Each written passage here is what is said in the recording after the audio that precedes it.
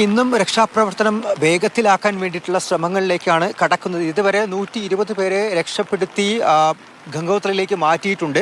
നമ്മളിപ്പോൾ നിൽക്കുന്നത് ഉത്തരകാശിയിലേക്ക് പോകുന്ന ഉത്തരകാശിയുടെ തൊട്ടടുത്തുള്ള പ്രദേശത്താണ്. എനിക്ക് പുറകിലായി കാണുന്നത് ഈ ഭാഗീരഥി നദിയാണ്. നദിയുടെ ഇപ്പോഴത്തെ സ്വഭാവം കണ്ടാൽ തന്നെ അറിയാം എങ്ങനെയുള്ളൊരു കാലാവസ്ഥയാണ് ഈ പ്രദേശത്താകെ, ഉത്തരകാശി ജില്ലയിലാകെ ഇപ്പോൾ നിറഞ്ഞു നിൽക്കുന്നത് എന്നുള്ള കാര്യം. ഞാനിപ്പോൾ ഉത്തരകാശി ജില്ലയിൽ എത്തിയിട്ടുണ്ട്.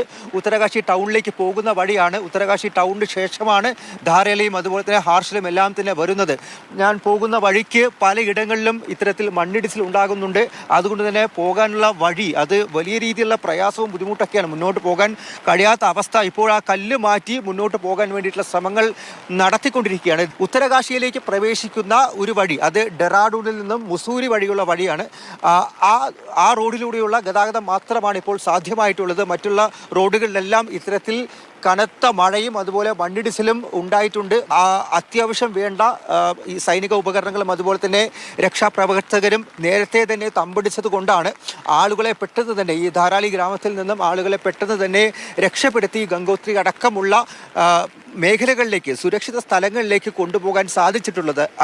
അങ്ങനെ 120 പേരെ ഇപ്പോൾ രക്ഷപ്പെടുത്തിയിട്ടുണ്ട്. പക്ഷേ 60 പേരോളം ഇപ്പോഴും എവിടെയാണെന്ന് അറിയാതെ അവർ കാണാതായി എന്നുള്ള വിവരം തന്നെയാണ് ഇപ്പോഴും ജില്ലാ ഭരണകൂടത്തിൽ നിന്നും ലഭിച്ചിരിക്കുന്നത്. മരണപ്പെട്ടവരുടെ എണ്ണം 5 എന്നുള്ള കാര്യം കൂടി പറഞ്ഞിരിക്കുന്നത്. ഈ 60 പേരെ സംബന്ധിച്ചുള്ള വിവരം ഇല്ലാത്തത് കൊണ്ട് തന്നെ അവരെ കണ്ടെത്താൻ വേണ്ടിയിട്ടുള്ള ശ്രമങ്ങളാണ് ഇന്നും നടന്നുകൊണ്ടിരിക്കുന്നത്, നടക്കാൻ പോകുന്നതും. 85 സംഘ SDRF അല്പസമയത്തിനകം തന്നെ ധരാലി ഗ്രാമത്തിലെത്തും. അവർ ഈ തിരച്ചിലിൻ്റെ എല്ലാം തന്നെ, രക്ഷാപ്രവർത്തനത്തിൻ്റെ എല്ലാം തന്നെ വേഗത കൂട്ടുമെന്നുള്ളതാണ് ഏറ്റവും പ്രധാനപ്പെട്ട കാര്യം. ഒപ്പം ചണ്ഡീഗഡിൽ നിന്ന് 4 വ്യോമസേന ഹെലികോപ്റ്ററുകൾ, അത് ചിനൂക്കും അപ്പാച്ചിയും അഡ്വാൻസ് ലൈറ്റ് ഹെലികോപ്റ്ററുകളുമുണ്ട്.